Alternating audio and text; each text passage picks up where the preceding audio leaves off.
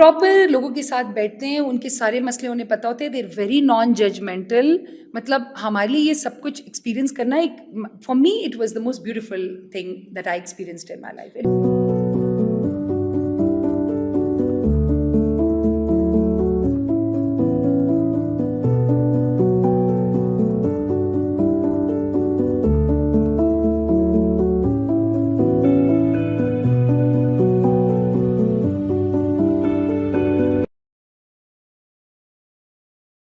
अस्सलाम वालेकुम।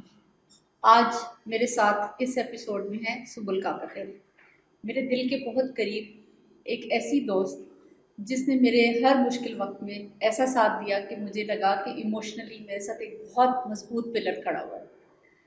वैसे तो वो एक इलेक्ट्रिकल इंजीनियर हैं, लेकिन कब वो तारे जोड़ते जोड़ते वो दिमाग के तारों की तरफ आ गई हमें पता ही नहीं लगा। फ्रॉम मशीन्स टू माइंड, आज हम उस सारी उड़ान का जिक्र करते हैं और उनसे उस सारी उड़ान का ऐसे लम्हात पूछते हैं कि वो उस उड़ान में कैसे साथ दिया उन चीज़ों ने आपका, कैसे वो आपको उस तरफ लेके आई। हम मिलते हैं सुबुल काकखेल से। अस्सलाम वालेकुम। वालेकुम अस्सलाम। कैसे हो? अल्हम्दुलिल्लाह। गुड कैसी टू हैं सी आप यू। आज? It's lovely to be here. कब से हम इस डिस्कस कर रहे थे कि हमने हाँ, करना है, and finally we are here. अल्हम्दुलिल्लाह। अच्छा सुबुल, मुझे तो पता है, मैं आपको जानती हूँ, लेकिन मेरा ये जो पॉडकास्ट का एक पूरा चीज़ शुरू हुई और बहुत सालों से ये दिल में थी और मेरा ये दिल करता था कि हम अक्सर बैठते हैं, बातें करते हैं, हमें एक दूसरे का बैकग्राउंड पता है, लेकिन मैं ये चाहती हूँ कि आप ज़रा उड़ान भरने से पहले का सफ़र भी हमें बताएं। तो जी, कहाँ पैदा हुई, पढ़ाई, फैमिली, किस तरह का सारा सेटअप था, प्लीज़ मुझे बताओ। ज़रूर बताना चाहूँगी मैं। It's my story is very strange. बड़े टर्निंग पॉइंट्स है इसमें और अनयूजुअल ट्विस्ट्स हैं, हाँ। But very interesting in my opinion. मैं पैदा हुई, बड़ी हुई पेशावर में, बल्कि अच्छा। पेशावर में ही स्कूलिंग, कॉलेज, यूनिवर्सिटी। बल्कि द इंटरेस्टिंग थिंग वाज कि my father was professor in university of Peshawar. और हमारा जो मेरी जो स्कूलिंग है, कॉलेज और यूनिवर्सिटी, तीनों कैंपस के हदूद के अंदर ओह, थी। अच्छा अच्छा। और फिर when I was 12 years old, तो हम यूनिवर्सिटी टाउन पेशावर में एक जगह है, वहाँ से हमने मूव किया to university campus. So I was living in university पढ़ाई कैंपस पढ़ाई एज वेल, सारी बस आस पढ़ाई पास की पढ़ाई। तालीम बिखरी हुई थी। So grew up on the campus, lived on the campus and studied, and all of my friends mostly were on university campus. So मेरा जो campuses के साथ, universities के साथ जो रिश्ता है ना, वो बहुत ही डीप है। It's a very unique kind of an मुझे लगता है इसी एक्सपीरियंस। वजह से अभी तक पढ़ाई बहुत सख्त अभी जुड़ी हुई तक है पढ़ाई, आपकी। मुझे कभी कोई कहता है कि पढ़ाई मुश्किल है और पता नहीं, हमें तो याद आती कि पढ़ाई कैसी होती है, तो मैं उन्हें कहती हूँ अच्छा, मेरी तो अभी एक और डिग्री शुरू होने हाँ, वाली है। गुड, हाँ। सो वो साथ नहीं छूटा अभी तक, अभी भी उसी प्रोसेस के अंदर। So I went to a school, university के अंदर ही था, जिसमें यूनिवर्सिटी जो प्रोफेसर्स थे उनके बच्चे पढ़ते थे, बाकी भी लोग पढ़ते थे। It was at that time very famous, जहाँ मैट्रिक के बड़े अच्छे रिजल्ट आते, वो अच्छा वाला स्कूल था। अच्छा, माशाल्लाह। So I was there since nursery to matric. Matric के बाद आई वेंट टू अनदर बड़ा मशहूर college of Peshawar, Jinnah college Peshawar से मैंने फिर एफएससी किया। और एफएससी में अफसोस ये था, दुख ये था कि मेरी सारी दोस्तें आर्ट्स में चली गईं और मैं अकेली आ गई साइंस में। एक तो साइंस में अकेली आई, ऊपर से इंजीनियरिंग में मैं एक ही लड़की अपनी ग्रुप में। नहीं तो uncle was engineer. No, my आप कहाँ father गए थे did फिर? MBA. My father did his MBA. He was a marketing, international marketing professor. हाँ। लेकिन उन्होंने क्या किया, ये भी बड़े मज़े की स्टोरी है। मेरी अम्मी की ख्वाहिश थी बचपन से कि मैं डॉक्टर बनूं, ठीक है। सो उनकी ये बस एक ख्वाहिश थी कि डॉक्टर बनना है बस, क्योंकि मेरे नंबर अच्छे आते थे, तो उन्हें था कि इसको मिल जाएगा दाखला। सो उन्होंने कहा कि आपने बस डॉक्टर बनना है, और मुझे भी शौक था, मैं कहती रहती थी। बट जैसे जैसे मैं बड़ी होती गई, समहाउ मेरा मेडिकल के साथ there was a negative association, right. So मैंने, मेरे अब्बू ने क्या किया, ही वॉज़ वेरी फ्रीडम के बहुत हामी थे, अभी भी हैं, और वो कहते हैं कि पर्सनल फ्रीडम होनी चाहिए और सब लड़कियों को और सबको अपना डिसाइड करना Choice. चाहिए, चॉइस, प्रो चॉइस थे बहुत ज़्यादा। तो उन्होंने क्या किया कि उन्होंने मुझे जो जिना कॉलेज का जो वो था ना फॉर्म, जिसके ऊपर आपने ऊपर वो खाने बने होते हैं, प्री मेडिकल, प्री इंजीनियरिंग, उन्होंने मुझे हाथ में थमाया, मुझे कहते अपने कमरे में जाओ, अम्मी की तरफ नहीं देखना ठीक है, और कहते दरवाज़ा बंद करो और टिक करो किसी भी उस पर, सोचो थोड़ी देर, टिक करो, उसको बंद करो, मुझे भी नहीं दिखाना, किसी को नहीं बताना, give it to me and just relax, ठीक है, और तुम्हारी मर्जी, किसी को भी ना बताओ तुम क्या तो पढ़ वो रही हो। बाद में जो अम्मी ने ड्राइंग रूम की सैर करानी थी, तो वो जब अब्बू का उन्होंने देखा ना स्टांस, तो मेरी अम्मी वैसे भी she is the most wise person माशाल्लाह, one of the wisest people I know. तो वो कभी भी हमें सामने से कभी भी ना डांटती थी ना कभी, she was not a typical देसी मॉम। बट यू न्यू कि उनके सो अंदर कोई दिल एक में ख्वाहिश हाँ। थी, बट जब उन्होंने ये देखा कि वो मैं खुद चूज कर रही हूँ and I have the opportunity and my father supporting, तो उन्होंने कुछ नहीं कहा। अच्छा। और जाहिर है वो डिसअपॉइंटेड तो थी, उन्होंने एक दो दफ़ा हल्का हल्का जिक्र किया कि मुझे तो बड़ी डिसअपॉइंटमेंट थी, और उसका बार फिर मेरी बहन पे गिरा, she became a doctor. She decided कि आंटी मैं उस वक्त करती तक हूँ। पता लग गया था कि वारदात ऐसे कमरे में जाके हो रही है, तो उससे पहले तो पहले उन्होंने कुछ कर दिया, but she wanted to become a doctor, she is a very good doctor, she is a professor now अल्हम्दुलिल्लाह। सो खैर वो हुआ, और जब वो बाहर निकली और उन्होंने मेरा चेहरा देखा, उनको समझ आ गई, मेरी अम्मी ने कुछ नहीं कहा। खैर that was the beginning of the first proper choice that I made, क्योंकि उससे पहले तो मैट्रिक में तो कोई चॉइस नहीं होती, साइंस सब्जेक्ट्स का ही होता है, मतलब 90% लोग साइंस सब्जेक्ट ही बच्चे पढ़ते हैं। तो वो हुआ, फिर उसके बाद जब मैं कॉलेज गई तो वहाँ पर अब मैथ्स की बहुत कम लड़कियाँ थी, और टू बी फ्रैंक मुझे मैथ्स ज़्यादा पसंद नहीं थी, लेकिन मैंने पूरे इसलिए बैच में कितनी लड़कियां कितने लड़के? लड़के तो Jinnah college, it was Jinnah college for women, so there were no Okay. Boys, but between pre medical and pre engineering Okay. बहुत कम, यानी अगर 80 to 90% बायो पढ़ रही थी तो 10 to 15%, 10 to 20% were studying maths. मेरे ख्याल से ये रेशो तो हमें इंजीनियरिंग कॉलेज में जाकर इंजीनियरिंग से तो उससे भी ज़्यादा, हमारी 180 की क्लास में वी वर 8 गर्ल्स, तो जस्ट इमेजिन कि कैसा ये रेशियो था। और वो भी पेशावर जैसी वो भी जगह। पेशावर जैसी जगह में। तो इंजीनियरिंग, वो प्री इंजीनियरिंग तो बहुत अच्छा, और इत्तेफाक से I came first in pre engineering में, लड़कियों के उसमें मैं सेकंड आ गई, वो भी एक बड़ी खुशी की बात थी। उस पर my mother was very satisfied कि चलो आपने ये चूज़ किया, तो at least I loved it and I did well over there. उसके बाद फिर इंजीनियरिंग जाना था, तो अब मैं सोचूं क्या करूं, तो उस वक्त मैंने थोड़ा सा हल्का सा कहा मैं MBA ही ना कर लूं। तो अम्मी ने मुझे देखा ना, तो मुझे कहती हैं अब कम से कम प्रोफेशनल डिग्री कर लो, MBA तुम बाद में कर लेना। और वही हुआ, फिर मैंने बाद में जो डिग्री की, it's closer to it's an MBA for engineers. तो उस वक्त फिर मैंने कहा नहीं, आपकी बात सही है ना, I should do a proper professional degree. हाँ, जो भी जॉब कर ले तो उसमें फिर आपको ये करना होता है कि Exactly. मतलब जो भी आप सब्जेक्ट लो ना उसमें एक्सेल करो। उसमें मैं अपने बच्चों को excel ये कहती हूँ कि ये नहीं कि आज हॉप इधर आज हॉप उधर। एब्सोल्यूट। तो इंजीनियरिंग में गई, वहाँ पर बहुत ही डॉन्टिंग एनवायरनमेंट था, इंटिमिडेटिंग एनवायरनमेंट था। स्कूल भी ऑल गर्ल्स था, कॉलेज भी ऑल गर्ल्स था, फिर इंजीनियरिंग यूनिवर्सिटी जाना। I was by nature not shy, I was an extrovert, but I was very shy with the opposite gender, बहुत ज़्यादा।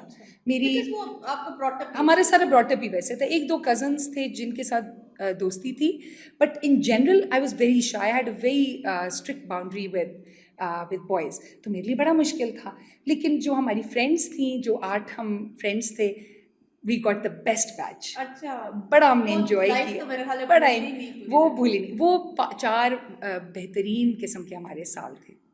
अच्छा, तो एंजॉयफुल इंजीनियरिंग हो गई।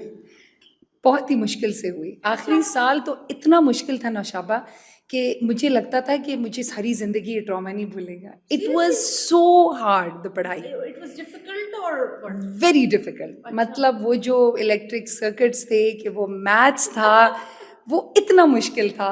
Electromagnetic theory, circuit theory, electronics, मुश्किल सब्जेक्ट्स थे, and they were like highly advanced. तो you were pursuing it the way like कि मैंने बस अब यहाँ से निकला है, फलानी कंपनी ज्वाइन करनी है, ऐसा सा कुछ सोचा हुआ था? एक्चुअली अनफॉर्चुनेटली उस वक्त बहुत ज़्यादा सोचा हुआ नहीं था। हमें था बस Engineering. फन करना है और इंजीनियरिंग करनी है, आगे देखेंगे रास्ता कहाँ खुलता है। अच्छा। सो रास्ता वहाँ खुला जहाँ पे सब लड़कियों के लिए खुलता है। Oh so I got engaged in 3rd year का एंड। ओह, मेरे अच्छा। एग्जाम्स चल रहे थे and we received a proposal. हालांकि उससे पहले ऐसी कोई बात नहीं थी, and I was not prepared, मैंने नहीं करनी थी। मेरे parents were also that type कि कंप्लीट करके, बट समहाउ वो ऐसी सिचुएशन हो गई। मेरी मदर इन लॉ हमारे घर आई और उन्होंने कहा कि लड़का भी इंजीनियरिंग, मेरे जो अच्छा, हस्बैंड he's हैं also वो engineer. 3-4 साल पहले कर चुके थे और अमेरिका में पढ़ रहे थे, उस वक्त मास्टर्स के लिए गए हुए थे। सो हमें लगा कि वो चीज़ें फिट बैठ रही थी बहुत ज़्यादा।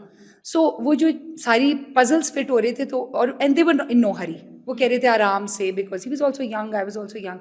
हमने कहा ठीक है, So that was family friends of what? Through family friends, Okay. Like You didn't मेरे know him? yes, I did not know them at all. बल्कि मेरी मदर लॉ आई तो मुझे कहती हैं कि उन्होंने कोई बहाना बनाया था हमारे घर आके कि नहीं इस तरह मेरे फादर के साथ एडमिशन का कोई सिलसिला है। वो मेरे पेरेंट्स ने कहा था कि इसको बताना नहीं है, डिस्टर्ब हो गया। हमारे केपी में ना ये रिश्ता कल्चर ज़रा बेहतर है फ्रॉम पंजाब। यहाँ जो मैं जिक्र बहुत सुनती हूँ ना, लड़की को प्रेजेंट किया जाता है और वो मेकअप करती है और सजी बनी ट्रे लेके आती है, ये हमारे यहाँ नहीं है। सो एक तो ये तरीका करते हैं कि लड़की को थर्ड जगह पे देखते हैं, किसी के घर, किसी शादी में, किसी मीना बाजार में। You don't go to, it's very decent. Number 2, लड़की को बताया नहीं जाता कि तुम्हें देखने आ रहे, कोई बहाना किया जाता है कि जैसे वो मेरे फादर प्रोफेसर थे तो इट इज़ ईजी बहाना कि वो बेटे के एडमिशन के सिलसिले में इंफॉर्मेशन लेने आई है। फिर फैमिली वो करती सुबुल घर पे है जी। और अच्छा मेरे साथ क्या हुआ, my mother sent my sister, मेरा अगले दिन प्रैक्टिकल था तो उन्होंने बहन को भेजा, तो मैंने कहा मैं तो सवाल नहीं पता था मेरा कल प्रैक्टिकल, मैं तो नहीं आ रही। कहती प्लीज़ तुम आ जाओ। अब उसको अम्मी ने ड्यूटी दी हुई थी कि तुमने इसको लेके आना है, और मैं कह रही थी मेरे एग्जाम्स है, मैं तो हिलूंगी नहीं यहाँ से, जाहिर है। तो उसने फिर बहाना बनाया कि मैं बहुत नर्वस फील कर रही हूँ, वो दरअसल मेहमान है, और देखो तुम हमारे घर में ना, she was the introverted one, तो वो पीछे चाय वगैरह बनाने का काम करती थी, मैं ले जाने का काम करती थी। I was the extroverted one. So उसने फिर मुझे कोई पता नहीं क्या इमोशनल उस वक्त किया कि मैंने कहा अच्छा चलो तुम्हारी खातिर चली जाती हूँ। सो ऐसे रोके।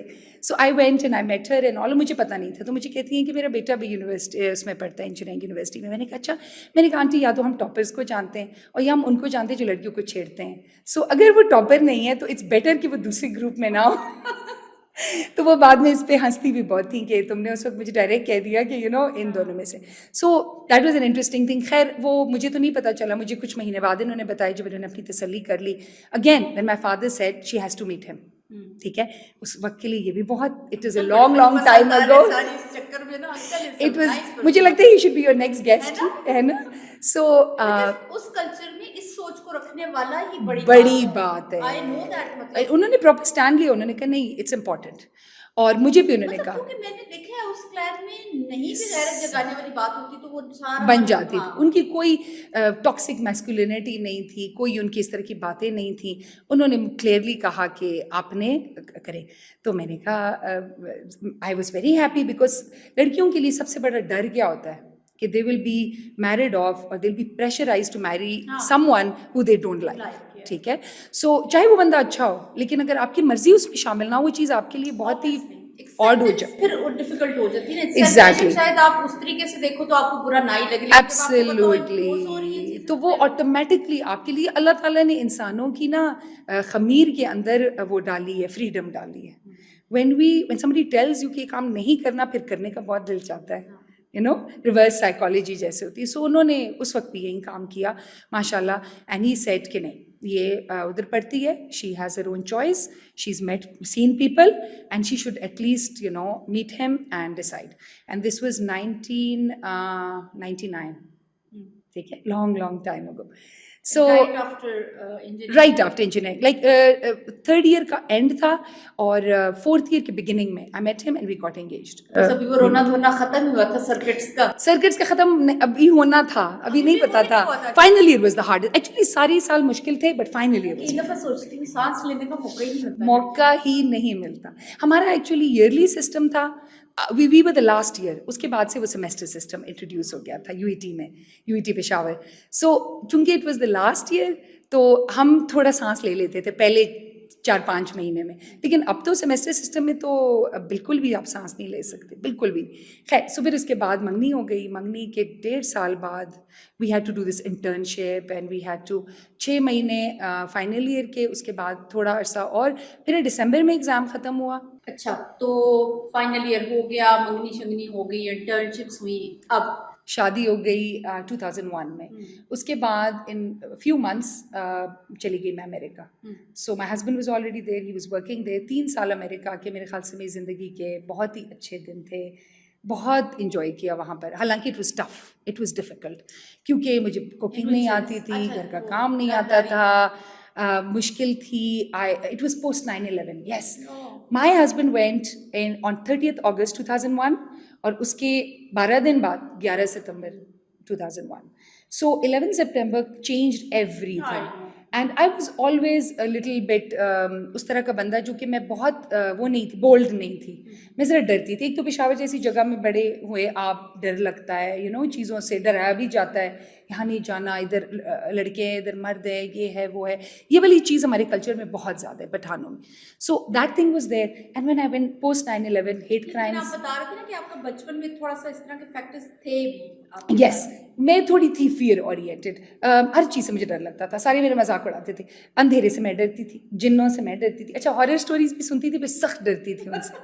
अच्छा, फिर मैं अकेले होने से बहुत डरती थी। जहाँ कहीं जाना होता था, मेरी कजन्स मुझे ब्लैकमेल करते थे, बिकॉज वहाँ जाती थी तो साथ तब जाएंगे, तुम हमारा ये काम करो, ये हमें दे दो, यू नो पता थे ना उन्हें फियर्स सबको पता था। So as a child I was a very fearful child. मैं बहुत चिपकलियों से बहुत डरती थी, कमरे में चिपकली आ जाती, पूरी रात उसको देखती रहती थी। I was that child. उसके बाद छिपकली ना मुझे बहुत बड़ा ना एक अजदहा से भी बड़ी Yes. नजर आती है। मैंने कहा लोगों को छोटी नजर आती है, मुझे बहुत नौशाबा बड़ी नजर बिल्कुल आती अजदहा से ज्यादा है है। ना। चिपकली एक और वो है, हर मखलूक बंदे का है। अपना ही है कि किसी को उसका कॉकरोच साइज इतना कुछ सुपर और, लगता है कि exactly. So growing up I had बचपन में ये सारी चीज़ें थी और इससे बहुत टीजिंग होती थी, बहुत कुछ होता था। खैर मैंने टू अमेरिका, वो 9/11 पोस्ट 9/11 उधर मस्जिद में लोग आके हमें ट्रेन कर रहे हैं, अगर आपके दरवाजे पे ये लोग आ जाएं तो ये नहीं कहना, ये नहीं, ये कहना है, ये आपके वर्ड्स हैं, उससे मैं और डर जाती थी। So I was scared but I had a good time, I enjoy. Otherwise how was the life over there? Life was really good. हमारी मस्जिद थी बहुत ज़बरदस्त, उसमें हमारा आना जाना था। रमज़ान में बहुत रौनक होती थी, सब अफ्तारियाँ साथ करते थे। हाँ, ये तो मैंने उधर का oh culture it was beautiful, it was beautiful, I really enjoyed that. फिर वहाँ का पूरा मस्जिद में पाकिस्तानी अनफॉर्चुनेटली ज़्यादा नहीं जाते थे उस मैंने ज़माने ये में। सुना है कि जो दूसरे मतलब और शहरियत रखने वाले जो मुसलमान है ना, उन्होंने मस्जिद का बहुत खूबसूरत कल्चर वहाँ पे है। लोग कहते हैं हम बहुत तो रफ्तारियाँ सहरियाँ बनाते ही नहीं है, बेहतरीन। और जितना रमज़ान वहाँ पे फेस्टिव तरीके से मनाते हैं। इट्स, और you can not imagine how even वहाँ पे ब्यूटिफुल इट इज़। जो उनके इमाम होते हैं वो काउंसलिंग्स करते हैं और प्रॉपर लोगों के साथ बैठते हैं, उनके सारे मसले उन्हें पता होते हैं, देर वेरी नॉन जजमेंटल। मतलब हमारे लिए ये सब कुछ एक्सपीरियंस करना एक, for me it was the most beautiful thing that I experienced in my life. It was हमारा तो मस्जिद का ऐसा है ना, बस अच्छा अजान हुई, नमाज पढ़ी, ताला लगाओ, मस्जिद बंद। एग्जैक्टली। मैंने स्कार्फ भी वहीं से लेना शुरू किया, उससे अच्छा। पहले आई डिड नॉट। वो कल्चरली मैं पहनती थी दुपट्टा, बट आई नेवर वोर हिजाब और anything. I started from that तो मस्जिद। अब ये देखो कि लोग कहते हैं अमेरिका अमेरिका में जाके आपने जाके सीखी। मैंने शुरू किया, जब मैं वापस आई सब शौक में चले गए, कहते ये क्या हो गया। So that was a really beautiful experience. और वहाँ का जो पूरा कल्चर था अराउंड, अच्छा बाहर हम अंदर पढ़ रहे होते थे नमाज, बाहर टेबल टेनिस, बास्केटबॉल हो रही है, टीनेजर्स आ रहे हैं। मस्जिद was like a place of, हम यहाँ ना टास्क समझते हैं, चोर समझते हैं, वहाँ it was a fun place. So I had a really nice time. 3 साल हमने गुजारे वहाँ पे। और फिर अच्छा एक बात मैं बताना भूल गई कि शादी की मेरी शर्त ये थी कि I would like to be in Pakistan, I don't want to settle abroad. मैं चाहती हूँ कि I was very very close to my family. और फिर जाना भी बहुत। पड़ा, तो व्हाट वाज द रीजन? तो जाने की वजह कि शर्त रखने की वजह, नहीं, शर्त रखने की वजह। शर्त रखने की वजह ये थी कि मेरी कुछ फ्रेंड्स उस वक्त बाहर थी and they were very isolated. देखिए इंटरनेट नहीं था, वीडियो कॉलिंग नहीं थी, ठीक है, सोशल मीडिया So नहीं you था। thought कि मैं बहुत lonely हूँ। So I thought I would get very, जाना भी तो पड़ा, फिर क्या शर्त जाना में भी कमाल पड़ा। किया? तो मेरा ये था कि सेटल नहीं होना, जाना मैं चाहती थी। I wanted to see the world, I love travelling. मुझे था कि 7 8 9 ईयर्स के लिए आई बी ओके, बट अगर कोई बंदा वहाँ सेटल होना चाहता है, सो मैं ये नहीं चाहती थी कि मैं वापस आऊँ, अपने नीसेस नेफ्यूज़ को ना पहचानूँ, अपने पेरेंट्स के साथ प्रेशियस टाइम मैं मिस कर दूँ। I was very close to my family, I have a very big family and we very close net. तो ये जो सारी वो थी चीज़, इसने मुझे प्रॉम्प्ट किया कि मैंने ये शर्त रखी कि चूंकि लड़का वहाँ है, तो पहले से मैंने ये रखा कि I would like to come back to Pakistan. वो हमारा थोड़ा कट शॉर्ट हो गया। उस वक्त जो है मेरे माई हस्बैंड हैज़ 2 ब्रदर्स, उन्होंने जाना था बाहर। तो उस वक्त इन्होंने कहा कि parents should not be alone and everything. So वो जा रहे थे बाहर पढ़ने, हम लोग, मैं और मेरे husband and our daughter, by that time I had 1 daughter, 2 साल की वो थी जब हम पाकिस्तान से वापस शिफ्ट हो गए। So we came over here and I think that was the toughest year of my life. Seriously? The toughest. Oh. यानी कि कोई मुश्किल ऐसी नहीं थी जो उस वक्त मुझे फील ना हो रही। सबसे पहले I was use to living a very छोटा घर जो सब कुछ मेरे कंट्रोल में था। यहाँ पर जो है सडनली जॉब चेंज के साथ वो रियलिटी हिट मी कि अब हम वहाँ पर चीज़ें बहुत स्ट्रक्चर्ड होती हैं। ये आपकी सैलरी है, आपने इसको यहाँ लगाना है, कहीं जाना है तो ना जाएं, मेहमान बताए बगैर नहीं आएंगे, आपने कुछ नहीं करना। बच्चे का आप सोचें, my daughter didn't know what packet का chips was, she didn't know what a candy was. उसको एक डॉक्टर ने वो दी इंजेक्शन लगाने के बाद ना, वैक्सीनेशन, डॉक्टर ने इसको lollipop the, she looked at the lollipop, she didn't know what it was. तो मैंने इसको उससे ना बैग से निकाल के वो दी, फिग दी, इंजीर जो होती है, लाइक ड्राइड इंजीर। तो वो उस दिन डॉक्टर बड़ा इम्प्रेस हुआ, कहता है वाह दिस इज सो गुड। तो I could do all those things, my husband and I were deciding कि हमने शायद वो छोटा यूनिट होता है ना, आपका लाइन ऑफ कमांड बच्चे के लिए भी क्लियर है। एग्जैक्टली। सो अचानक मैं आई, it was like huge deal कि मेरे पेरेंट्स और मेरे इन लॉज जो हैं बिल्कुल करीब करीब रहते हैं। उधर जाती थी तो उनका एक डिफरेंट लाइफस्टाइल था, पहली ग्रैंड डॉटर थी उनकी ये। सो everyone wanted to see her in different type of clothes or a different type of मतलब जो भी मैं करती थी ना, तो उनको लगता था कि अगर ऐसे हो जाता, ये इसको ऐसे कर लेते, so it was out of love, but it was too much of a pressure for me to handle. I was a people pleaser, किसी को ना नहीं कर सकती थी, बाउंड्री सेट नहीं कर सकती थी, ठीक है। अब मुझे बहुत हंसी आती है because I took such a long time learning कि अब जब मुझे नए लोग पहचानते हैं ना, वो कहते हैं अच्छा आप बाउंड्री नहीं सेट कर सकती थी, लेकिन उस वक्त मैं नहीं कर सकती थी। I was a people pleaser through and through. जब आप प्रैक्टिस करते हो, ये वो याद है आपको कि हम, मेरा ख्याल शायद हमने सबने इकट्ठे किया था how to say no. Yes, how to say no. Full fledge course. और वो जब हम कर भी रहे होते हैं ना, दिल धड़क रहा होता है कि हम अगले बंदे को कैसे कहेंगे। मतलब हम सुनते भी जा रहे होते हैं, हम सोच रहे होते हैं कि अच्छा इधर तो बड़ा इजी लग रहा है, मतलब उस सिचुएशन में यस तो बड़ा है, मतलब बहुत। ये तो खैर मुझे तो अगर कोई हिंट भी कर देता था ना कि तुम ये कर लो, तो मेरी तो आधी जान उधर ही ख़त्म हो जाती थी कि मैं कैसे, और स्पेशली बड़ों को, ठीक है। अब आप इमेजिन करें, मेरी जो हस्बैंड की दादी है ना, वो उस वक्त हयात थी, वो साथ ही रहती थी। So it was me, my mother in law, उनकी मदर इन लॉ, ठीक है, एंड माय हस्बैंड्स फुप्पो एज वेल। दोनों अब उनकी डेथ हो चुकी है, अल्लाह उनको बहुत बहुत वो करे, बख्शे, उनकी मगफिरत करे। Both of them were with us, all of them were very loving, but everyone they were not used to children. So अब ये बच्ची बैठी हुई है, अब ये कर रही है, अब ये ऐसे खा रही है, अच्छा तुमने ये क्यों नहीं दिए, तो अब ये कर दो, ये पहना दिया, अब ये नहीं किया, अब इसको बालों में तेल लगाओ, अब इसको ऐसे। So this went on for the first year. अच्छा, तो 1 साल आप जॉइंट फैमिली में रही and then you shifted in your own house. Yes.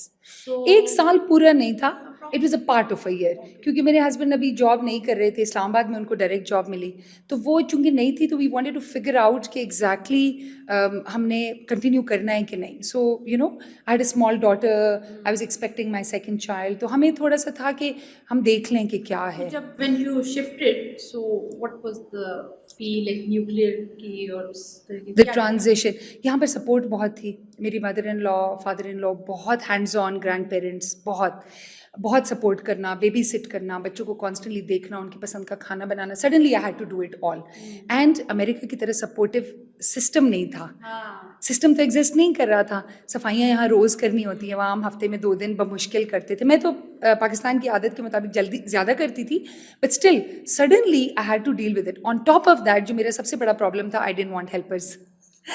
तो मुझे था कि मेरे बच्चे को कोई और हैंडल करे, उठाए, मतलब खाना।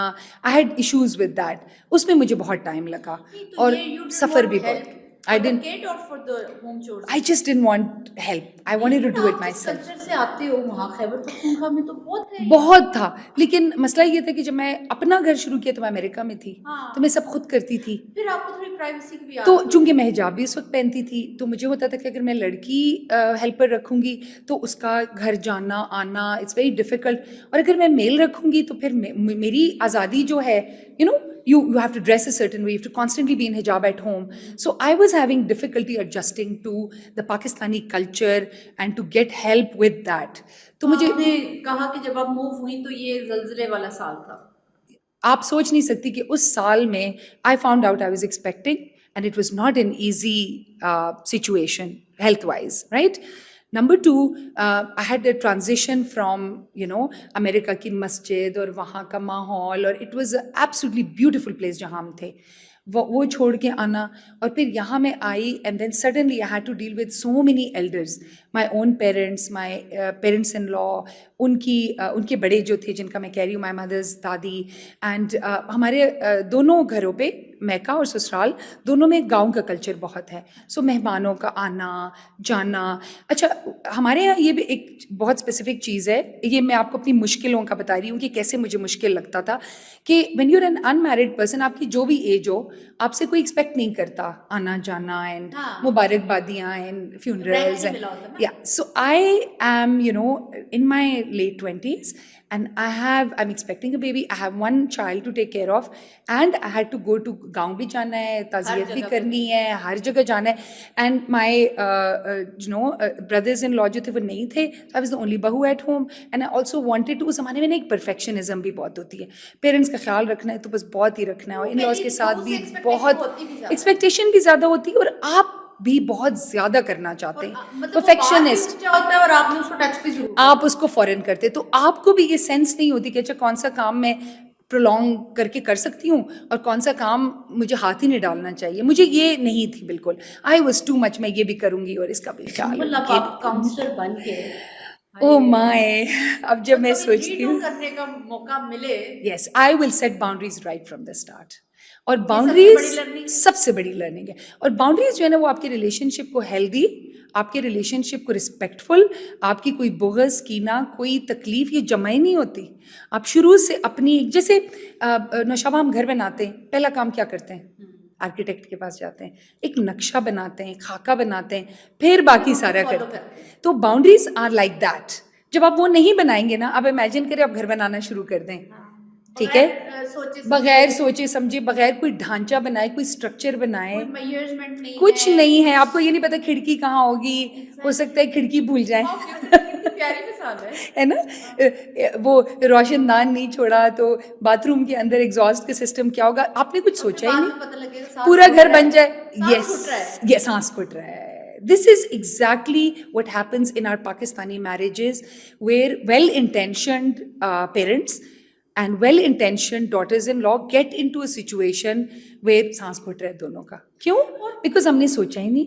हाँ, ये फिर हर इंडिविजुअल ही है ना, सारे हर इंसान की बाउंड्री एब्सोल्युटली, किसी की बहुत वीक होती है, किसी की बहुत ज्यादा स्ट्रांग होती है, एब्सोल्युटली बैलेंस से तो वो है, दोनों ही आउट, ये बात है. और अच्छा एक और बात ये होती है कि हम क्या करते हैं, जैसे मैं थी तो टू इंथुजियास्टिक, तो मैं ये करूँगी, दूसरों को देख के मैंने ये भी करना है, मैंने ये भी करना है, I want to do this for my parents, I want to do this for my in laws, I want to do this for my husband, for my children, बीच में मैं कहीं नहीं हूँ, मैं गायब हूँ. ये तो मैं अभी इस तरफ आती हूँ ना, ठीक है, ये तो बड़ा इंपॉर्टेंट पॉइंट है, ये तो मेरा ख्याल है, एक I will come to this, ये तो ठीक है, तो एक तो ये जो है ना ये चीज़. अच्छा, फिर सेकंड चीज़ ये होती है कि उसमें आपको अपनी स्पेसिफिक पर्सनालिटी का भी पता होना चाहिए. कुछ लोग नेचुरली हाई एनर्जी लोग होते हैं, कुछ लोग नेचुरली लो एनर्जी लोग होते हैं, तो अगर आप इस चीज़ को भी मद्देनजर नहीं रखेंगे तो हो सकता है something is great for you but not great for me. और फिर वही बात है ना कि हाई एनर्जी एनर्जी है, और वो बेड़ा उठाने से पहले आपने ये नहीं सोचा, आपने वो उठा लिया, वो भले आपका कंधा झुक रहा है या गिर रहे हो, फिर आपने उठाया हुआ, उठाए रखना है, वो फिर आपने उठाया, क्योंकि आपने एक दफ़ा एक बुनियाद बना ली है, आपका एक टेम्पलेट बन चुका है. अब आप क्या करेंगे कि उस टेम्पलेट की बोझ के तले ना तो आप उसको चेंज कर पा रहे हैं, ठीक है, ना आप उसके अंदर फिट हो पा रहे हैं, and then you start resenting people when उन्होंने कुछ किया भी नहीं होता इसमें, वो सारी इमारत की जो बुनियाद है वही गलत है. और पता है इसके लिए आप दूसरों को ब्लेम भी नहीं कर सकते. एब्सोल्युटली. तो अभी मैं इसलिए लोगों को कहती हूँ, जब मेरे पास अब आते हैं क्लाइंट्स, तो मैंने यही मशवरा देती हूँ कि देखें, सबसे पहले stop right where you are, just imagine आप कहाँ जा रहे हैं, उसका कोई नक्शा तो बना लें, स्ट्रक्चर तो बना लें. तो it's not very difficult but we don't know it, we don't know these things. So इस तरह से मैंने ना, जो अभी मैं आपको बता रही हूँ, डजन्स ऑफ मिस्टेक्स की, डजन्स, ठीक है. अब आपको डजन्स इस वजह से लग रही है कि अब आपको ठीक वे समझ आ गया ना, प्रॉपर समझ, अभी भी करती तो फिर अभी भी मैं कंटिन्यू करती. Yes, absolutely, absolutely. सो अब मैं जब व्हेन आई लुक बैक तो आई रियलाइज के इन चीज़ों की वजह, हमें लग रहा होता है ना हमारे साथ बड़ा जुल्म हो गया, वो एक्चुअली जुल्म नहीं होता, वो कहीं ना कहीं उसका एक सिरा हमारे हाथ में होता है, ठीक है. जैसे वो हज़रत आदम ने कहा ना, रब्बना ज़लमना अनफुसना, हमने अपनी जानों पे वो किया, जुल्म किया. सो ये हम कहीं ना कहीं, you know, there is a और पार्ट ऑफ कुरान इट. में भी कहा गया है ना कि जुल्म बर्दाश्त करने वाले की यस, जुल्म करने वाले बिल्कुल. सो कहीं ना कहीं उसका एक सिरा आपके हाथ में होता है, और जब आप उसको मिस कर देते हैं तो फिर क्या होता है, then it lingers and lingers and lingers until you decide to take a U turn. ठीक है. सो ये सिचुएशन थी in 2005 on the personal front, on the personal front in terms of relationships. फिर और भी बहुत कुछ हुआ. तो जिक्र ज़लज़ले का हुआ था, आपने तो कुछ अंदरूनी ज़लज़ले का जिक्र कर दिया. बिल्कुल, हम साइड ट्रैक हो गए. सो 2005 में पर्सनल फ्रंट पे तो ये सब कुछ चल रहा था. उसके बाद क्या हुआ कि आई फाइनली मूव्ड, मेरे ख्याल से इट वाज एंड ऑफ सितंबर, और हमें अपार्टमेंट मिला मुस्तफ़ा टावर्स में. आई was very excited because a very nice place, और हम बड़े एक्साइटेड सामने थे, अपना चीज़ें बार. ले रहे थे. और मैं चूँकि अमेरिका जाते हुए ना अपनी चीज़ें तो नहीं साथ लेके गई हुई थी, तो वो टी सेट और इस तरह की चीज़ें, and I was really excited about that. और सामने F9 पार्क, उस पर मैं बड़ी एक्साइटेड थी कि हम जाएंगे. And my brother lived in the same building नीचे फ्लोर पे, तो मुझे था कि वो जो फैमिली की चीज़ मैं मिस कर रही थी, I have that too. And it was 22 सितंबर जब हम उसमें शिफ्ट हुए, और 8 अक्टूबर को 2005 वो ज़िलज़ला हो गया, जो ओ माय गॉड, अभी भी जब मैं सोचती हूँ, it was the most monumental thing that happened in my life. आप सोचें, I was expecting my son 7 months, और सामने जो है एक ऐसी क़यामत सुग़रा का मंज़र था ना उस सुबह. और मैं आपको बताऊं, रमज़ान था एंड आई वाज स्लीपिंग, और हम लोग सहरी करके सो गए, और मेरी सेहत ठीक थी, मैं रोज़े वगैरह रख रही थी. सुबह उठे एंड मेरे हस्बैंड ने जाना था ऑफिस, और ये मुझे टाइम याद नहीं, वाज इट 9-10 बजे. अब मेरे हस्बैंड ना, हम सोए रह गए और उनका अलार्म बजा और सोए रह गए. इमेजिन फिर मैं अकेली होती अगर वो ना होते, अल्लाह की शान है. So I got up and suddenly मेरे हस्बैंड ने कहा ज़िलज़ला है, एंड उन्होंने मुझे कहा कि तुम बैठी रहो, जब ये ज़िलज़ला गुजरेगा तो फिर हम नीचे जाएंगे. गुजर ही तो नहीं रहा था. और गुजर ही तो नहीं रहा था. और उसके बाद फाइनली जब हम उठे हैं ना उतरने के लिए, बिकॉज ही वॉज अफ्रेड कि आई एम नॉट वेल, और अगर पैर फिसल गया या कुछ तो क्या होगा. तो जब हम उतरे, जब मैंने दरवाज़ा खोला ना, तो I suddenly screamed and I said के the building is not there. और मेरे हस्बैंड कहते हैं क्या, मैंने कहा, और हमारी जो डायरेक्शन थी तो वो, आपको आवाज़ वगैरह नहीं आई घर के कोई लिए? आवाज़ नहीं आई. It was a lot of वो डस्ट. वो ज़िलज़ले में खुद इतनी आवाज़ थी ना, हाँ. इतनी लाउड कि उसमें हमें वो बिल्डिंग की आवाज़ वो डिफरेंशिएबल नहीं थी. आप लोगों वाला भी जो प्लाजा था ना, उसमें बहुत क्रैक्स आए थे, पूरी दीवारों में क्रैक्स आए थे. सो अच्छा, जब मैंने जैसी, और हमारी वो वाली साइड थी जो फेस कर रही थी मागल्ला टावर्स को, जैसे ही मैंने वो खोला दरवाज़ा, और मैंने कहा, I started crying and my husband like what happened, and I said the building is not there. और वो मुझे कहते हैं क्या, ही थॉट, मतलब मैं ज़िलज़ले से घबरा के ना कुछ उल्टे सीधा बोल रही, घबराने की आदत तो थी. And you can not imagine कि घबराने की आदत वाली इंसान, मैंने अपनी बेटी को उठाया, हम जिस तरह से नीचे आए, जब हम आए तो बिल्कुल क़यामत का मंजर था. People are coming out of that rubble and people are crying, और तरह तरह के लोग थे डिफरेंट उसके. और उसके अंदर जो थी ना, वो जो बिल्डिंग थी, उसके अंदर से जो आवाज़ आ रही थी ना, वो मैं आज तक डिस्क्राइब नहीं कर सकती कि वो कैसी आवाज़ थी. फर्स्ट फ्यू पीपल, मतलब वो एक मतलब हम लोग तो, मैं उस वक्त, I remember I used to live in I8, तो जब तक हम लोगों ने कुछ सोचा वहाँ गए, बिकॉज इसके तो आफ्टर जॉब्स भी ऐसे होते थे ना, कितने कितने मिनट आते रहते थे, कितने दिन, कितने महीने तक. क्योंकि मेरा बेटा पैदा हुआ था दिसंबर में, और दिसंबर में हॉस्पिटल में भी आफ्टर शॉक्स आ रहे थे, मुझे अभी भी याद है. और मैं इतना डरी थी, क्योंकि ज़ाहिर है कैनोला वगैरह सब लगा हुआ था, और वो जो हिलने की जो आवाज़ होती है ना, जिसपे वो ड्रिप लगी होती है, वो अभी भी मुझे ठक ठक ठक ऐसे करके ना वो वाइब्रेट करती थी, और वो जो आवाज़ आ रही थी, it was the most scary thing. So 2005 मेरे लिए बहुत ही मुश्किल साल था. The transition, adjusting to a new environment, missing my friends, missing my home, and then suddenly अपना नया घर मिलते मैं सोच रही थी कि चलो I will rebuild all of that, and suddenly the earthquake happened. और उसके बाद मुझे फिर जाना था दोबारा पेशावर, वहाँ पे रहना था, because my delivery was very close. So वो दिसंबर तक मैं रही. फिर उसके बाद छोटे बेबी के साथ वापस आना, फिर नया घर स्टार्ट करना मुश्किल था, तो I had to wait another 3-4 months. तो आप सोचो ना, मेरे लिए वो पूरी इस ज़लज़ले से आप इस तरफ आई काउंसलिंग की तरफ. It became the pathway, it became the pathway, ठीक है. सो व्हाट हैपेंड वाज कि मुझे उस वक्त नहीं पता चला, लेकिन मेरा जो बचपन का वो फियर वाला जो वो जरासीम थे ना मेरे फियर वाले, वो दोबारा जिंदा हो गए. But I didn't find out for some time. मतलब मेरी अवेयरनेस नहीं थी कि ये हो चुका है. But I suddenly started becoming scared of हवा, तूफान. कोई मेरे, हम जैसे कुर्सी पे बैठे हुए ना सोफे पे, कोई मेरे पास आके बैठता था, मेरी हालत ख़राब हो जाती थी. So, do you think have you ever consulted anybody कि this is normal कि जैसे इतना ही ज़्यादा आप डर रहे हो? सो वो फोबियाज मेरे री-ट्रिगर हो गए थे ना, तो उस वक्त तो बच्चे, my son was really really young. फिर उसके बाद मेरा जो थर्ड चाइल्ड है, जो second son and third child, he was born in 2007. So 2005 and 2007 के बीच में मैं इतनी बिजी थी बच्चों के साथ, और वो पेशावर आना जाना, you know my our whole family was there. हम इस्लामाबाद में किसी को जानते नहीं थे, तो इतना ज़्यादा वो हमारा था कि मुझे होश नहीं था अपने आप को. As you said, मैं तो सबसे आखिर पे ही आ रही सबसे आखिर में आती थी. मुझे तो, मैं इनको कहती थी मुझे वीकेंड पे इस्लामाबाद का आसमान बहुत देखना है कभी, क्योंकि we used to every weekend go to Peshawar, every weekend. बस हमें था कि हम पेरेंट्स के लिए आए हैं तो फिर हम विजिट करते रहे. But that became too much, you know, छोटे बच्चों के साथ. सो उसमें क्या हुआ कि मैं तो आखिर में थी, सो मैंने बिल्कुल भी नहीं नोटिस किया, एंड आई स्टार्टेड. उसके बाद F9 पार्क में एक दफ़ा हम गए थे, we were walking, I went with my father in law and I took the kids. वहाँ पर एक ट्रॉपिकल स्टॉर्म आया, जो अभी रिसेंटली एक स्टॉर्म नहीं आया था, नॉट द वन जिसमें बहुत ओले पड़े, एक और आया था जिसमें बहुत आंधी थी. वी वेंट थ्रू दैट, और उसके बाद से मेरा उसका भी फोबिया री-ट्रिगर हो गया. So it was the earthquake by itself. Already मेरा नर्वस सिस्टम वो हो चुका था, फोबियाज री-ट्रिगर हो गए थे बचपन के, उसके ऊपर ये स्टॉर्म से और ज़्यादा मुझे हो गया कि बस आई जस्ट, एनजाइटी मेरी ट्रिगर होना शुरू हुई. I started having cold sweats. इस हद तक मुझे होता था कि अगर मैं ट्रैफिक जैम में फंसी हुई हूँ ना, तो मुझे लगता था कि बस अब हमेशा मैं यहाँ फंसी रहूँगी.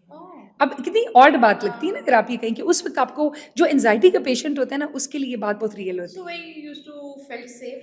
सो I never felt safe. I use to, बस जिलजिला आ जाएगा, आप सोचिए मैं कितने साल आफ्टर द अर्थक्वेक सरहाने वो रख के, चादर और चप्पल और सब कुछ सरहाने रख के सोती थी, बिकॉज आई फेल्ट कि हर और रात. आप यकीन करो, मेरी कुछ फ्रेंड्स हैं ऐसी, सुन ही रही होंगी, जो हमें कहती थी हमने ना एक बैग बनाया हुआ है और उसके अंदर ना हमने सब 2-3 ये चीज, याद रखी है, तो दरवाजे के पास है. ये तुम कैसी चीज, बेवकूफ हो तुम लोग को इतना मौका अल्लाह ताला ने तो नहीं देना कि बैग उठा के तुम लोग बैग उठा के जाओ.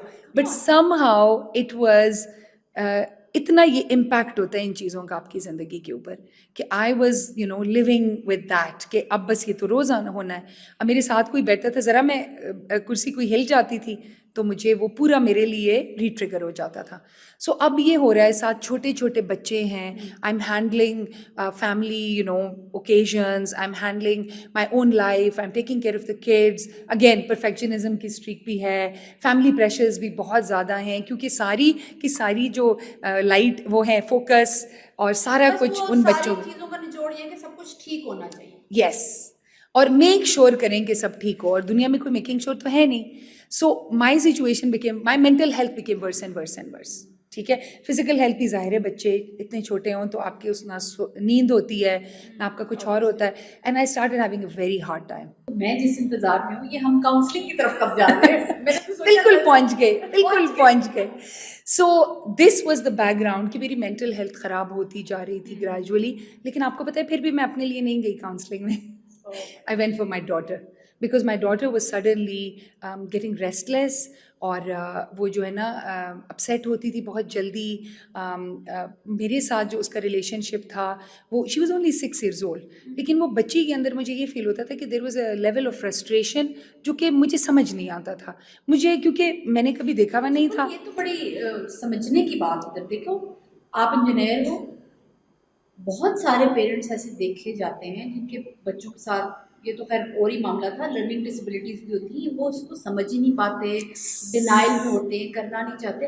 हाउ यू थॉट कि अब मुझे चला जाना. ये आपने इतना अच्छा सवाल पूछा. मैं आपको बताऊं, एक इंटरेस्टिंग बात मेरे अंदर ये थी कि जब when I was expecting my daughter, मैं अमेरिका में थी तो मैं अकेली थी, मेरे पास कोई बहुत ज़्यादा सपोर्ट नहीं थी. उस ज़माने में इंटरनेट इतना वो नहीं था एक्टिव. तो मैं क्या करती थी, एक ज़माने में एक वेबसाइट होती थी babycenter.co.uk. ठीक है, मैंने उसको किया हुआ था सब्सक्राइब. अब वो वीकली आपको न्यूज़लेटर भेजते थे और उसमें सारा कुछ होता था. Fabulous site में Yes. तो पहले babycenter.com तो मेरा भी सलाम पहुंचना चाहिए कि उन्होंने जिस तरह से हमें गाइड किया, Yes. बड़ी बेटी थी मेरी, और जब दूसरा बेबी पैदा होने वाला था तो they used to send the mail कि आप Yes. कैसे प्रिपेयर और करना है बच्चे के 18 मंथ्स तक वो आता है, तो अब पैदाइश से पहले वीकली और पैदाइश के बाद मंथली। अच्छा, मैं उसका वेट करती थी। अच्छा, उसके बाद जब मैं वो पढ़ती थी ना, उसमें सारे लिंक्स मैं पढ़ती थी। फिर जब मैं अपनी अम्मी या किसी से पूछती थी, या सास से या खालाएं वगैरह, तो वो कहते थे हमें तो नहीं पता बच्चे कैसे बस पल गए कुछ भी। तो वो मुझे बड़ा वेग लग, इतने नहीं होते थे, बस तुम लोग तो कर लेते थे, तुम लोगों ने कभी तंग नहीं किया। हालांकि दैट्स नॉट ट्रू, सारे ही बच्चे मुश्किल होते हैं। सो मुझे रियलाइज़ हुआ कि मुझे यहाँ से बहुत स्ट्रक्चर्ड बात पता चलती है, लेकिन जब मैं उनसे पूछती हूँ तो मुझे वेग सा आंसर मिलता है। कभी कोई कुछ कह रहा होता है, कभी कोई कुछ कह रहा होता है, कोई कहता है हमने तो बॉटल ऐसी दी, कुछ कहते हैं नहीं दी। तो आई रियलाइज कि नहीं, मैं उन पर रिलाई नहीं कर सकती, क्योंकि बस समहाउ मेरी आदत बनी। स्ट्रक्चर्ड होती है। जब बेबी को घर भेज रहे होते हैं आपके साथ, तो आपको पूरी चेकलिस्ट से गुजारते हैं। अब हुआ क्या कि मेरी अम्मी तंग भी होती थी, कहती हैं तुम छोड़ो किताबों को यार, सारा दिन। मेरी अम्मी आई थी मेरी हेल्प करने अमेरिका, इंजीनियर का बच्चा पैदा तो होगा तो यही होगा, कहती बस करो, और मैं कहती थी मेरी तसल्ली नहीं होती। बस यही समझ लें। सो वो मैनुअल मुझे babycenter.co की शक्ल में मिला।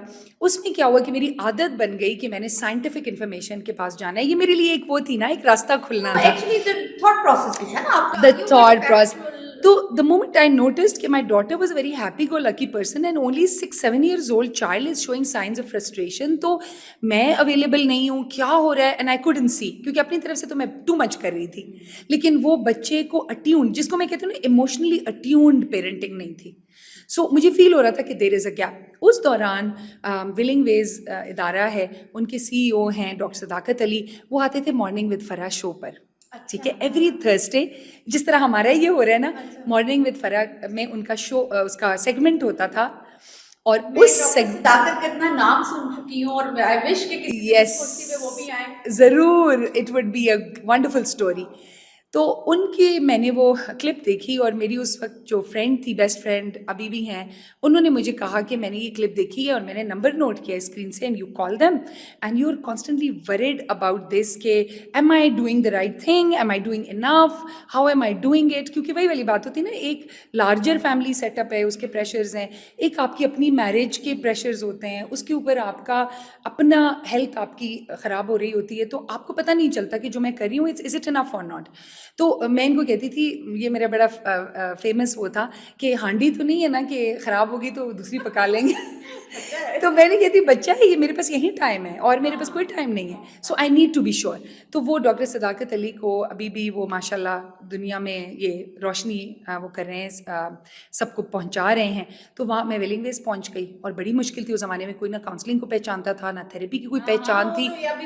Yes, and it was very expensive and I had no money because I was not working. तो एक बात करते हैं, अच्छा क्यों पागल है जो उधर जाएंगे? एग्जैक्टली, सबसे पहले तो यही आ जाता है। सो मैंने क्या किया कि मैंने कहा कि बस कोई बात नहीं, मैंने कौन सा इतना हसीन लगना है, कौन सी मैंने रिंग्स और ज्वेलरी पहन के जो मैंने हसीन लगना है, वो मैं अच्छे रवैयों से और अच्छी मेंटल हेल्थ से हसीन लग जाऊंगी। तो मैंने क्या किया कि मैंने कहा I sell my jewellery, doesn't matter, I will do this. So I went ahead and I met him, और उस वक्त उस ज़माने में उनकी कंसल्टेशन फ्री थी, ठीक है, और आई वेंट देयर। एक बात तो कि मेरे ख्याल से this thing should be that much affordable कि किसी को अपनी ज्वेलरी बेच के जाना। आई एग्री, लेकिन जो ज्वेलरी बेच के आप काउंसलिंग लेते हैं ना, उसकी क्वालिटी, उसकी कदर कुछ और होती है। जो फ्री चीज़ होती है ना, उसकी इतनी कदर नहीं होती। सो जब आप अपनी वो शो करते हैं ना, व्हेन यू गिव योर अपनी बेहतरीन चीज़, फिर आप रिसेप्टिव भी उतने ही होते हैं, ठीक है। सो मैंने कहा कि उस वक्त मैंने कहा बस आई विल डू वट एवर, और मैंने कहा कि मैं गई उधर, और उन्होंने मुझे कहा कि बेटी मैं फ्रस्ट्रेशन के साइंस इसलिए बिकॉज आपकी मेंटल हेल्थ बहुत ख़राब हो गई। मैं उस वक्त से मैं ये सोच रही हूँ कि सुबह जो अपनी स्टेट ऑफ माइंड बता रही है, उस वक्त आपने फिगर आउट नहीं किया कि इट्स मी। मुझे तो अपनी तरफ से, देखिए आप वही करते हैं जो आपको बेस्ट लगता है। मुझे फिर डॉक्टर कमल याद आती है, उनकी हर क्लास में मैं एक एक्टिविटी यस, खुद से शुरू करना है। खुद के अलावा मैं सोचती हूँ अच्छा बस ठीक तो बच्चों को करने आई थी, पर इधर आके पता लगता है ठीक तो मैंने होना है। एग्जैक्टली।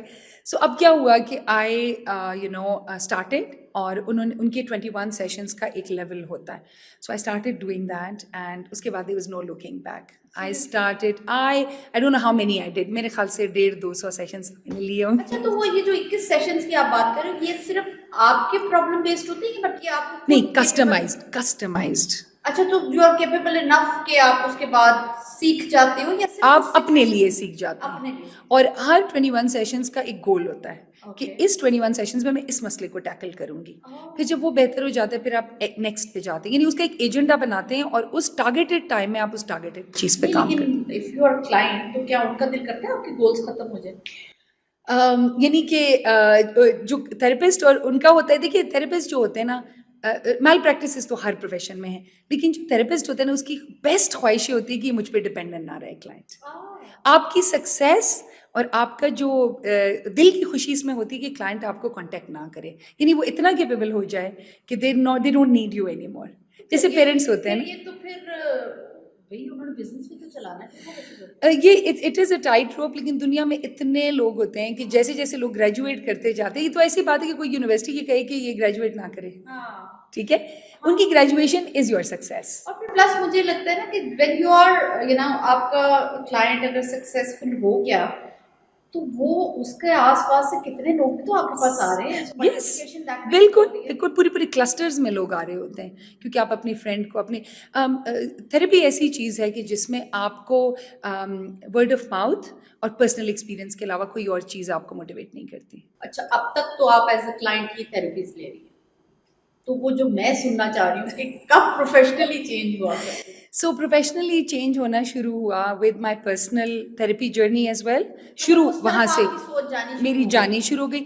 साथ ही मैंने मास्टर्स शुरू कर दिया था, क्योंकि मेरे कुछ फ्रेंड्स कर रहे थे और मुझे था कि मैं साथ करूँगी तो मेरे लिए आसानी होगी। उस वक्त मेरे पेरेंट्स इन लॉ जो थे वो 2 साल के लिए, मेरे फादर इन लॉ की पोस्टिंग हुई, ही इज़ अ ब्यूरोक्रेट, उनकी पोस्टिंग हुई इस्लामाबाद। तो मैंने जल्दी से मौका गनीमत जाना, मैंने कहा मैं बच्चों को अकेला तो नहीं छोड़ सकती, तो my parents in law will look after the kids. और मैंने जो मेरी अम्मी ने उस वक्त कहा था कि इंजीनियरिंग के बाद कर लेना, तो I started this degree from case, उस ज़माने में होता था G6 में, तो मैंने वो शुरू की। My parents in law were very supportive, engineering management यानी MBA फॉर इंजीनियर्स। अच्छा, दिमाग अभी आप चाह रहे हो कि मैं उस तरफ जाऊं, लेकिन अभी इंजीनियरिंग चल रही है। यस, अभी वो इंजीनियरिंग ही चल रही है। सो मैंने इंजीनियरिंग साइड पे मैं गई और मेरे parents in law were very supportive, उन्होंने कहा हम बच्चों को देखेंगे और तुम करो अपनी डिग्री। सो वो मैंने स्टार्ट कर दी। साथ ही मैंने थेरेपी भी लेनी स्टार्ट कर दी for my own personal troubles and mental उलझने, जिसको जहनी उलझने कहते हैं। आहिस्ता आहिस्ता वो गुत्थियाँ सुलझनी शुरू हुई और एंड आई स्टार्टेड रियलाइजिंग कि मैं जिन जगहों पे फंसी हुई हूँ उनके सिरे तो मेरे ही हाथ में है, और उसको मैंने खोलना कैसे। It was not as easy as this, it was very very difficult. Obviously, एक बंदे किसी का भी हाँ। सिचुएशन को रिवर्स करना ना बहुत मुश्किल काम होता है, but I had very good support, बहुत अच्छे कोचेस थे, बहुत। फिर 2011 तक आई कंटिन्यूड विद दिस। 2 साल मैंने वो थेरेपी भी ली, मास्टर्स भी मेरा कंप्लीट हो गया, पेरेंट्स इन लॉ वापस चले गए, उनकी पोस्टिंग भी कंप्लीट हो गई। उसके बाद मेरे जहन में आया, by this time I had 3 children, 2 boys and a girl, और मेरे जहन में आया कि ये जो काम है ना, ये मैंने प्रोफेशनल मैंने नहीं सोचा था। मैंने सोचा कि ये जो मैंने सीखा है इसको मुझे देना चाहिए सोसाइटी को वापस, अपने पास नहीं रख सकती। It was too precious and it was too monumental for me to keep it. तो मैंने कहा ये मैंने किसी को देना है। How beautiful. मुझे तो इतनी खुशी इस बात पे होती है कि जब मैं भी ये चीज़ें देखती हूँ कि जब ये इंसान सॉफ्ट स्किल्स और ये सब सीखता है ना, तो फिर गिव बैक करने का खुद ब खुद अंदर ब से खुद दिल आता है। when you're feeling good you want others to feel good as well। तो मैंने कहा कि मैंने करना है। और उस ज़माने में अलहुदा की क्लास जो होती थी हमारे बच्चे की, जहाँ पर हम भी वहीं से मिले, तो उस क्लास में जो है मैंने वॉलंटियर करना शुरू किया एज अ पेरेंटिंग कोच कह लें। सो जो मैंने सीखा था पेरेंटिंग के हवाले से, अपने आप के हवाले से, वो मैंने उनको सिखाना शुरू कर दिया। 6 साल 2011 टू 2017 मैंने वॉलंटियर काम किया, ठीक है। और उसमें तो कोई डिग्री की मुझे इतनी ज़रूरत नहीं थी, बिकॉज मुझे फील होता था कि जो मैंने अपने लिए सीखा है मैं बस बांट रही हूँ। So I did that. You know मेरी तो खैर हर एपिसोड के अंदर ना हमारे बच्चे का जिक्र ज़रूर आता है। वो जो डॉक्टर कंवल को अल्लाह ताला जिंदगी सेहत दे, आमीन और वो जो आमीन काम कर रही है आमीन। इतने सालों में, she is doing an amazing job. Yes. तो वो उनका जो काम करने का अंदाज है, जिस तरह आप कह रहे हो कि खैर को वो इतने ब्यूटीफुली इन्वॉल्व करती है ना। Very true. So she gave us that वो platform, that opportunity. और उन्होंने बल्कि खुद मुझे कांटेक्ट किया था. She was my children's pediatrician. तो उन्होंने कहा था कि आप आएँ और हमारे साथ करें. और मैंने कहा मैं इतना कुछ सीख चुकी हूँ अपने लिए. 2-3 साल आप इमेजिन करें ना. And I am the type of a person कि एक चीज़ सुनूंगी तो फिर उस पर रिसर्च करती जाऊँगी. तो मैंने जो उन्होंने मुझे सिखाया था उसको मैं बहुत हद तक खुद भी बहुत डेप्थ में जाके पढ़ चुकी थी. जब मैंने ये करना शुरू किया तो जब हम वो करते थे वर्कशॉप्स, तो आखिर में लोग आके कहते थे मैम आपकी काउंसलिंग लेनी है, आप कहाँ बैठती हैं? तो मैं कहती थी कहाँ बैठती हूँ, कहीं नहीं बैठती. तो वहाँ से ये सिलसिला शुरू हुआ कि पीपल स्टार्टेड आस्किंग कि आप कहाँ बैठती हैं, आपका क्लिनिक कहाँ है, आपसे काउंसलिंग करवानी है. उधर से मुझे आइडिया आना शुरू हुआ कि जब मैं काम कर रही हूँ and I am finding so much pleasure in it, I finding so much passion in it, तो why not do something like this. वहाँ से I started doing the professional courses, the trainers courses. कुछ मैंने willing से भी किए, internet पे बहुत सारे किए. जहाँ मुझे कोर्स मिलता था मैं करती थी. फिर मुझे ख्याल आया कि I should go for an HEC accredited degree as well. मुझे वो इनफ नहीं लग रहा था कि सिर्फ कोर्सेज करके. तो फिर मैंने पोस्ट ग्रेजुएट, यहाँ पे ये भी तो है ना, आने वाला भी आपसे पूछते हैं एग्जैक्टली बड़े नाम ही लिखते हैं एग्जैक्टली. तो मैंने कहा ट्रेनिंग तो मेरी बहुत हो गई है, मुझे काम आता है, लेकिन मेरे पास एक स्टैम्प भी, ठप्पा भी होना चाहिए. So I did post graduate diploma and then I did masters in psychology. एक और मास्टर्स कर लिया, दूसरा. ठीक है. लेकिन उसको मैं बैचलर्स ही कहूँगी बिकॉज मेरा पीछे एक्सपीरियंस इंजीनियरिंग का था. तो ये तो मेरे पहले 3-4 साल थे ना. ऐसे नहीं होता. मैं नहीं कहूंगी क्योंकि बहुत सारे क्रेडिट्स भी ट्रांसफर yes हो जाते हैं. बहुत सारे ट्रांसफर हो जाते. So I did a second masters and that was a very eye opening experience for me because जो मैं पढ़ रही थी वो मेरे लिए इतना नेचुरल था. मतलब आप सोच नहीं सकती कि मेरा अगले दिन एग्जाम होता था, मैं लोगों के साथ सारा काम कर रही होती थी, मैं पढ़ती थी और somehow मुझे सब याद होता था एग्जाम में. किसी चीज की जब आप प्रैक्टिकली आप उसको कर लो और थेरी उसकी बाद में पढ़ो ना, वो ज्यादा एंजॉयबल होता है. उसकी डेप्थ को समझता है कि और अप्लाई कर चुका होता है तो फिर ज्यादा मजा आ रहा होता है. और मेरे लिए somehow मेरा एप्टीट्यूड ऐसा था. देखिए कि कितनी इंपॉर्टेंट बात है कि हमें एप्टीट्यूड पता हो. इंजीनियरिंग में I was doing well but here I was literally shining. मैं इतना थोड़ा पढ़ के मैं, लेकिन इसको आप थोड़ा पढ़ना कह रही हैं, आप सोचेंगे आप प्रैक्टिस में बहुत करी थी. Everything came together for me. सो मैंने जितना एंजॉय किया उसको, वो जो डिप्लोमा था, फिर वो जो मास्टर्स था, I really enjoyed each moment. वो सब्जेक्ट मेरी चॉइस का था. I was actually having fun. So मैंने वो कंप्लीट किया. आपके आसपास का सब जगह से ऑक्सीजन यानी मिली, बच्चे भी बेहतर हो गए, सब कुछ पूरी जो आपकी बेस लाइन होती है ना वो ऊपर आ जाती है. हर क्लाइंट आपको कुछ सिखा रहा होता है. हर client, every client is teaching you, adding a new depth to your personality. यानी it's a two-way process. ये नहीं होता कि आप सिखा रहे हैं और वो सीख रहे हैं. वो भी आपको सिखा रहे हैं, आप भी उन्हें सिखा रहे हैं, आपके बच्चे आपको सिखा रहे हैं, आप उन्हें सिखा रहे हैं. मुझे तो समटाइम्स लगता है कि ग्रेटिट्यूड की बहुत ज़्यादा, देखो हम लोग जो है ना, हर अल्लाह ताला ने ना हर इंसान को चैलेंज दिए, लेकिन जब इंसान सोचता है, खुद बैठता है या अपनी चीज़ों को देखता है तो पता कहता है भाई जो मेरा मसला है बस अल्लाह मैं और मुझ पे क्यों डाल. लेकिन जब इंसान आसपास देखता है तो इंसान सोचता है कि मैं अपने मसले को मसला समझूं, किसके साथ. देखिए आपका मसला जो आपके लिए बना है ना, वो आपके लिए स्पेसिफिक आपके तज़किये के लिए बना है. It is design for you and you are the best person for it. तो जब आप उसमें से गुजरेंगे ना तो आप वो बन जाएंगे जो अल्लाह ताला आपको बनाना चाहते हैं. मैं कहती हूँ ना कि वो कुंदन बनने का भी एक वक्त होता है. और उसका एक पाथ होता है और उस पाथ को ट्रस्ट करना चाहिए. मज़ा इतना आ रहा है. सो ऑनेस्टली स्पीकिंग मुझे ऐसे लग रहा है कि मैं आपका सारा जर्नी बैठ के जो सुन नहीं रही मैं देख रही हूँ. अच्छा, इस तरह करते हैं कि हम पार्ट 1 को यहाँ स्टॉप करते हैं.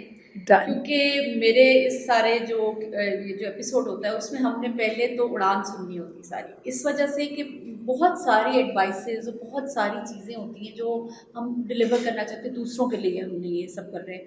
तो उस पार्ट में एटलीस्ट ये तो पता लगे कि ये एडवाइस आ कहाँ से रही है. ठीक है, बैकग्राउंड के बगैर it doesn't, the context is not there. Who is speaking actually. तो इंशाल्लाह ताला हम पार्ट 2 में मिलते हैं और अब जो ज्ञान की बातें हैं ना उसमें हम पार्ट 2 में पूछते हैं उस मुल्क से सब. ठीक है.